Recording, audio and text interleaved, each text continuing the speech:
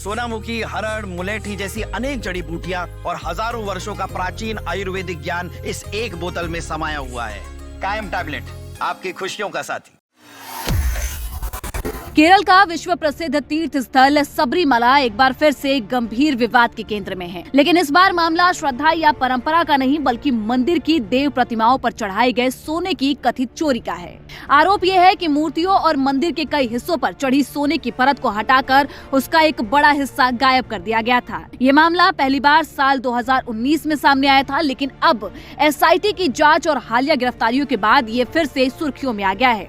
इस मामले का जिक्र एक बार फिर से तब शुरू हुआ जब मंदिर के मुख्य पुजारी कंदरारू राजीवरू को गिरफ्तार कर लिया गया। सबरीमला में देव प्रतिमाओं पर सोना चांदी चढ़ाना कोई असामान्य बात नहीं है। बता दें कि वहां पर श्रद्धालु इस तरीके की श्रद्धा लगातार दिखाते हैं और श्रद्धालु इसे दान और भक्ति का प्रतीक मानते हैं।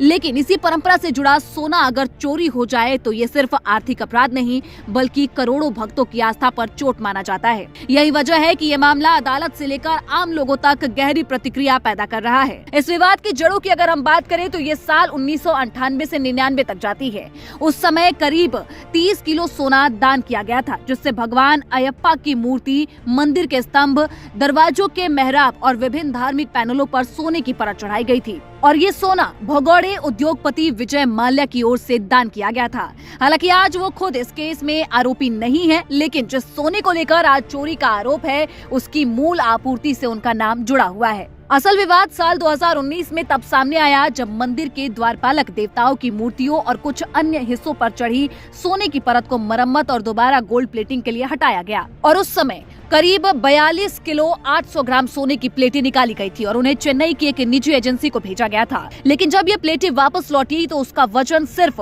38 किलो 200 ग्राम निकला, यानी कि लगभग 450 किलोग्राम सोना कम था। फिर कुछ समय के बाद कोर्ट के द्वारा नियुक्त विशेष आयुक्त की रिपोर्ट में ये खुलासा हुआ कि मंदिर की मूर्तियों और कई हिस्सों से वास्तव में सोने की परत हटाई गई थी।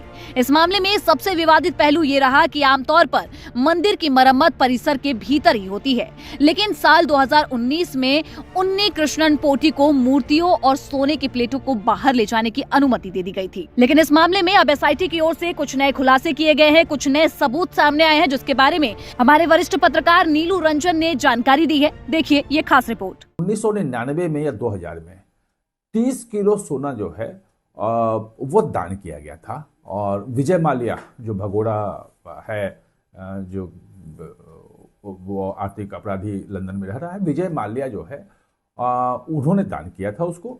और उससे वहाँ का जो बाहर द्वारपाल की जो मूर्तियाँ हैं, जो उनका दरवाज़ा है, जो अंदर में जो मंडपम है और वहाँ जो मूर्तियाँ हैं, सब पे जो है सोने की प्लेटें चढ़ाई गई थी, परतें चढ़ाई गई थी।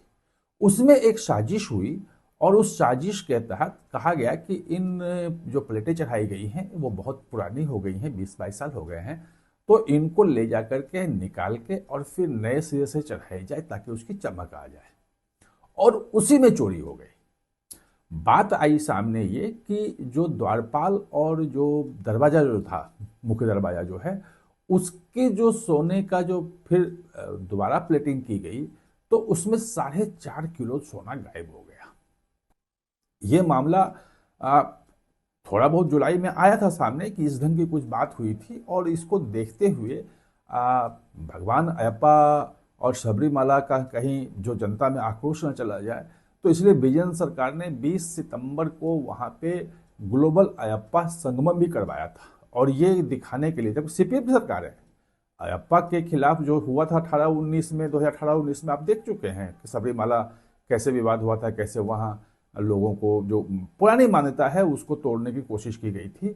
अब वही विजन सरकार बिल्कुल अयप्पा के शरण में आ गई, ये दिखाने के लिए कि हम भी अयप्पा के भक्त हैं और अयप्पा के जो भक्त हैं वो हमें वोट दें।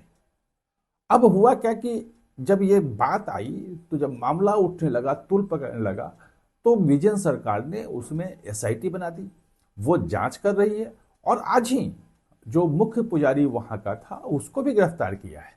जो 3-4 लोग और गिरफ्तार हुए हैं वो सीपीएम के लीडर्स हैं, क्योंकि वो जो त्रावणकोर देवस्थानम जो बोर्ड है जो देखरेख करता है आपका मंदिर का, वो बोर्ड राज्य सरकार के अधीन आता है और उसमें जो बड़े पदाधिकारी हैं बोर्ड में, वो विजयन सरकार ने किए थे और वो सब सीपीएम वाले थे, तो वो भी अरेस्ट हुए हैं और आज पुजारी भी अरेस्ट हो गया है। आज ईडी ने उसमें किया है कि मनी लॉन्ड्रिंग का केस दर्ज कर लिया है। अगर और ये हाँ, एसआईटी ने एक और रिपोर्ट उसमें दी है और एसआईटी ने ये कहा है कि सिर्फ ये दरवाजे और द्वारपाल की का जो है वो सोना गायब नहीं, 1000 किलो अंदर जो मंडपम के भीतर जो सोना लगा गया था उसमें भी बहुत ज्यादा सोना गायब है। कितना गायब है ये उसकी जांच अभी चल रही है, वहां मुद्दा गर्म है। और ईडी ने इसी बीच में कहा है कि अगर इतना सोना यहां गायब हुआ है, जिसमें नाम आ रहा है कि भाई बेलारी जो कर्नाटक है वहां के सोनार तक सोना पहुंचा, वो पूरा रूट मालूम हो गया है। और जो सोने की परतें चढ़ाई गई थी वो चेन्नई के एक कंपनी को काम दिया गया था, वहाँ सब हुआ था सोने के, उसकी सफाई वफाई हटाना के काम हुआ था सब कुछ।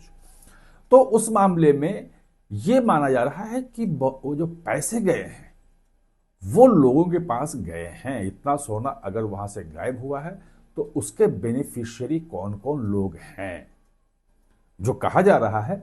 और जो कांग्रेस वहाँ आरोप लगा रही है, कांग्रेस ने वहाँ सीधे सीधे आरोप लगाया है कि ये पूरा का पूरा जो सोने की चोरी है अयप्पा मंदिर से, शबरीमाला से, वो एक बड़ी साजिश है और जिसमें बड़े लोगों को बचाने की कोशिश विजयन सरकार कर रही है, उसकी एसआईटी कर रही है और सिर्फ नीचे वालों को पकड़ रही है।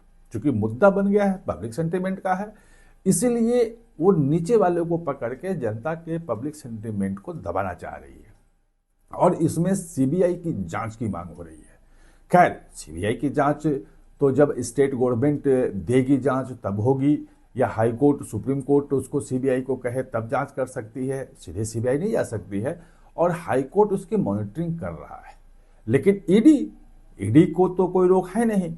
और अब मनी लॉन्ड्रिंग के तहत ईडी ने उसकी जांच शुरू कर दी है। मनी लॉन्ड्रिंग का जो ईसीआई बोलते हैं, वैसे सामान्य रूप में एफआईआर जो होती है उसी को टेक्निकल भाषा में मनी लॉन्ड्रिंग में ईसीआई बोलते हैं। तो ईसीआई रजिस्टर कर लिया है और अब वहां पे अप्रैल के पहले अगर सीबीआई ईडी का एक्शन हुआ। तो सुना आपने कैसे इस पूरे मामले में विजय माल्या का नाम सामने आया और किस तरीके से एसआईटी की ओर से ये जांच प्रक्रिया आगे बढ़ाई गई है।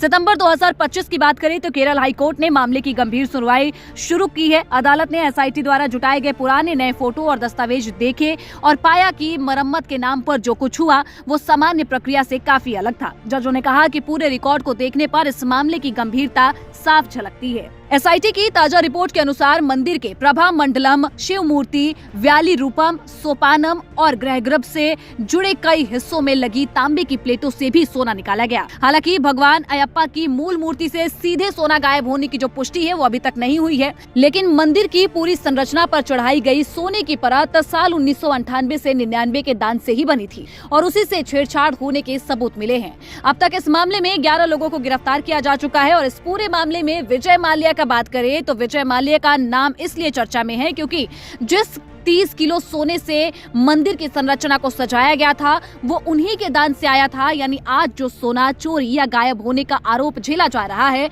उसकी जो मूल कहानी है वो सीधे तौर पे विजय माल्या से जुड़ती है। यही वजह है कि सबरीमला सोना चोरी विवाद अब सिर्फ एक मंदिर का मामला नहीं बल्कि दान और प्रबंधन और सत्ता से जुड़ी एक बड़ी राष्ट्रीय बहस बन चुकी है। इस पूरे मामले पर आपकी क्या राय है हमें कमेंट सेक्शन में जरूर बताइएगा और देश दुनिया की तमाम जानकारी के लिए देखते रहें दैनिक जागरण।